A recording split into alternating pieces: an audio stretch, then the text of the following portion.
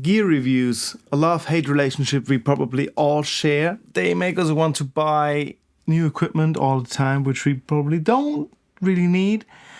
Tech companies are aware of this and they exploit our weaknesses. Am I right? Guess I'm right. But there's another kind of review videos out there by people who talk about gear that they have actually used for a long period of time.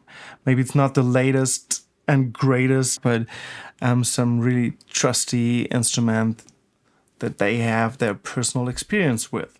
These kind of videos really resonate with me, and that's why I decided to do something like this, starting a series focusing on gear that I've really used and that has stood the test of time for me. So this is going to be about my personal experience with the instrument and how I use it, why I use it, or why I don't use it, these kind of things. Hope you enjoy.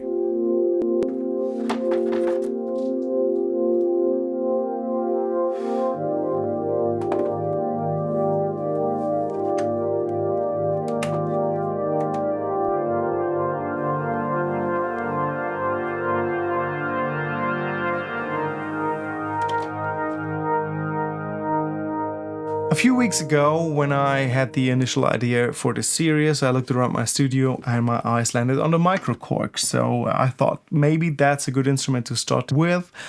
And I know it had its 20th birthday last year, and I had it for almost that long. So I think there are one or two things I can say about this instrument. And then only a couple of days ago, Korg announced the Microkorg 2, which will be released at NAMM this year, which is this week. So when you watch this video, it will probably already have been released, I guess.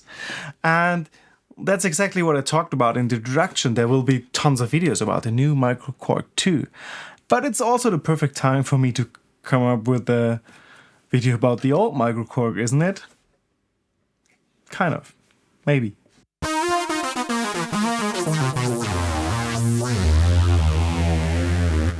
Well, look at this guy. That's me in 2008 in my home studio in my parents' basement. I even built a small shelf for the Microkorg. How sweet is that? That's me on stage rocking the micro with my band, Mumovich Disco Orchestra. Go check us out. One of the benefits of having a small keyboard, if you forgot your stand, you can just use a shopping cart. Apparently I love this little synthesizer so much that I even took it to this photo shoot to look really, really cool. However, there are no recent photos of me and the Microkorg on stage, which hints to some kind of disconnection. Honestly, I haven't used it in a long time. So this is also about finding out if this is still relevant in today's world with like endless other options. Now let's take a closer look at this instrument and find out why it has been in production for over 20 years. What makes it so special? And I think first of all, it's the look of it. It just looks cool. It looked cool 20 years ago and it still does. It's full on retro design, which was retro 20 years ago and is still retro. 20 years ago, it looked like a synth from the 70s. That was 30 years ago, 20 years ago. Now it's 50 years ago. And it also has the early 2000s retro vibe. Do you know what I mean? I'm talking about retro inception here, kind of. So it looks cool. It has these old school Moog style knobs, which are, oh yeah, the cutoff knob is a little wonky on mine, but it's still working. It has these buttons, the display, and of course the wooden side panels, which in my opinion add a lot to the aesthetics of the synth. Reason number 2 is the sound. This thing sounds cool. Yesterday, when I plugged it in for the first time, I played around with it for 30 minutes or more, and I had a blast. It sounds just great.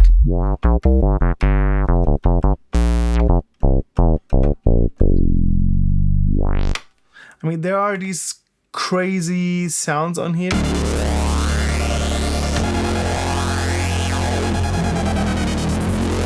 But there are also a lot of super useful bread and butter sounds, stuff like I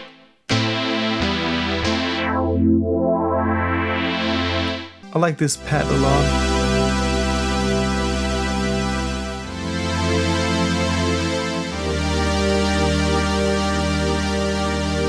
I was always a fan of the retro, hip-hop, vintage and electronica categories here.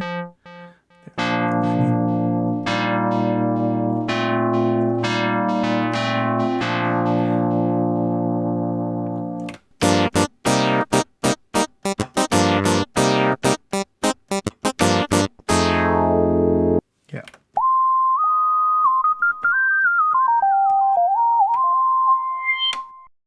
Reason number 3 is the layout, and the layout is a mix of blessings and challenges, and it's divided into halves. If we cut the synth right here, this is the good half, which everyone loves.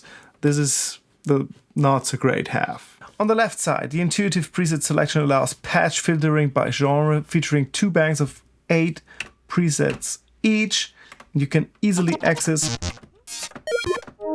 the 8 or 16 sounds. You get octave shift up and down, and you have these highly playable pitch and mod wheels, which I just love using.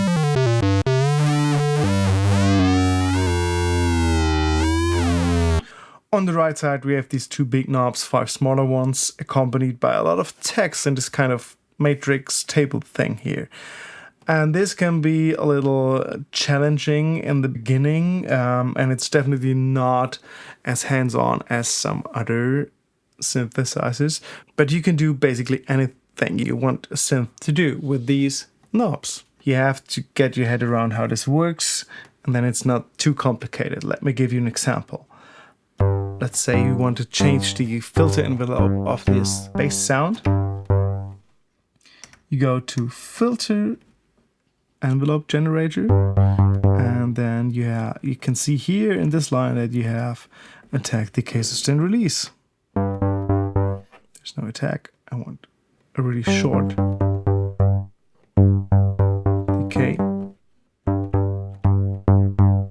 and I want more filter envelope, so I go to Filter, and there's the intensity. Now I can go back to my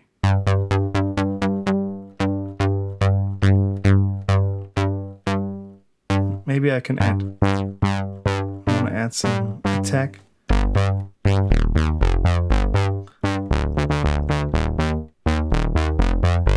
That's how it works. Now I can save that. Boom. Oh, the green letters here, the green words, they represent the vocoder parameters. A feature I rarely use, to be honest. So as you can see here, I use the vocoder bank as my user bank. That's where I saved all the presets for my band back in the days. Reason number 4, sound design possibilities. The synth is really capable of doing a lot. Using the matrix, you have all the possibilities you would expect from a synth. Let's look at this in a little bit more detail. I have this template patch on A11, and I want to create a synth bass. So maybe I want to change the oscillator waveform from saw to square wave. I could now also change the pulse width.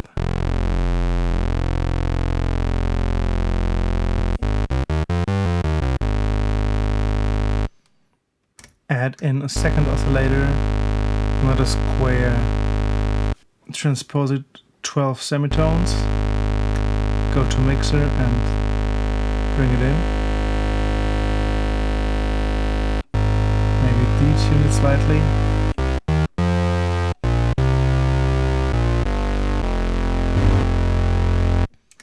Now I'll go to Filter, 24 dB low pass filter.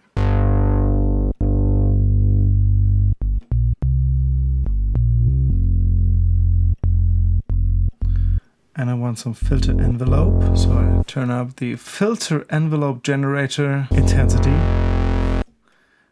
Go to the filter envelope and make this a very short decay.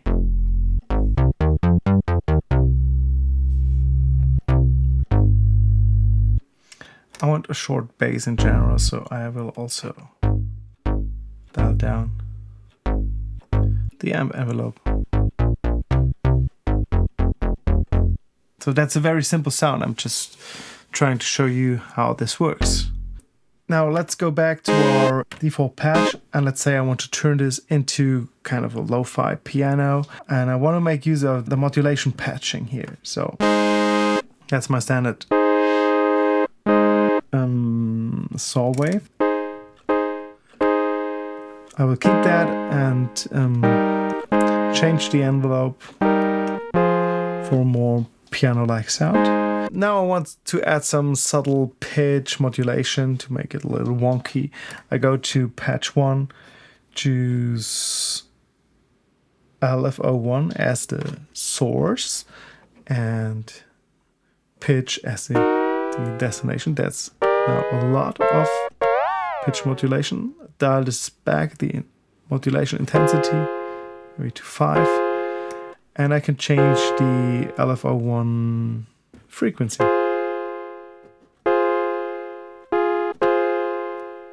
Maybe a little more intensity. That's way too fast.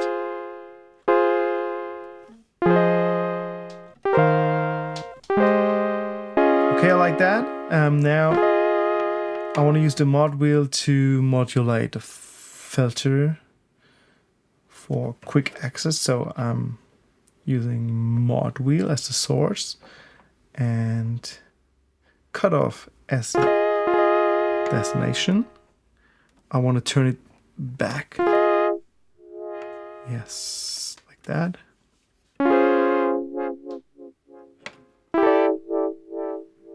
Now maybe let's go back to oscillator, and this is still the standard saw wave.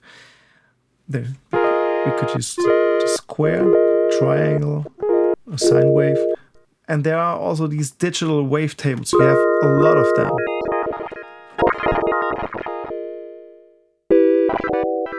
And these are typical Microkorg sounds for me. I can add the second oscillator, maybe with the triangle, 1 octave below, little semitones here.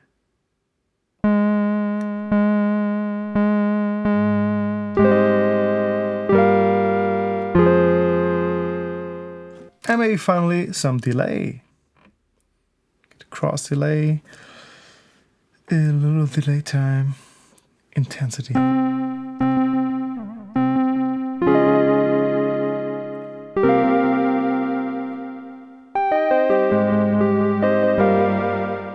And you also have these modulation effects. So,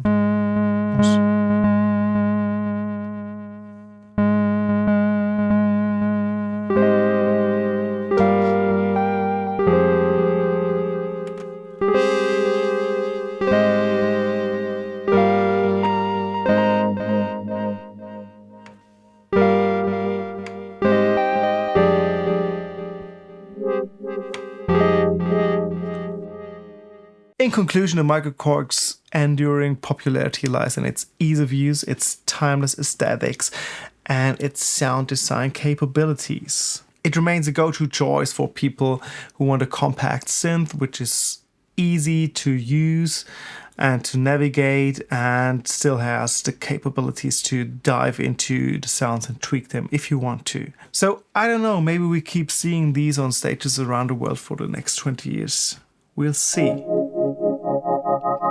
For me personally, I think this really deserves to get back onto the keyboard rack and not spend its time on the storage shelf over there. So I'll have this plugged in from now on, and let's see how often I will use it.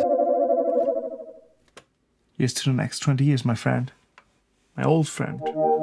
My friend from when I was young.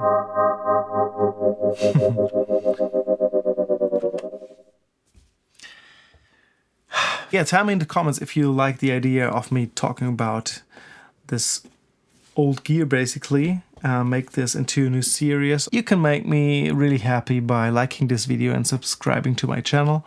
Helps me a lot. See you next time.